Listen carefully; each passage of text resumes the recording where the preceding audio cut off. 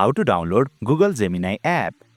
Hey there, welcome to Insightful Tutorials. In today's video, I will show you the easiest way to download and install the Google Gemini app on a mobile device. Without further ado, let's learn how to download this amazing AI chat assistant. Open Play Store on your Android device or App Store on your iOS device. Tap on the search icon at the bottom, then tap on the search bar. Type in Google Gemini and search for it. Select the first search result for Google Gemini, then tap on the install button. After that, the Google Gemini app will begin downloading and installing on your device. Please note that the installation time may vary depending on your internet speed. So please be patient. Once the installation is completed, you can now use the Gemini AI chat assistant on your device. Simply tap open, give all the necessary permissions, then you will be automatically logged into your Google account. After that, you can start using Google's AI chat assistant Gemini, and boom!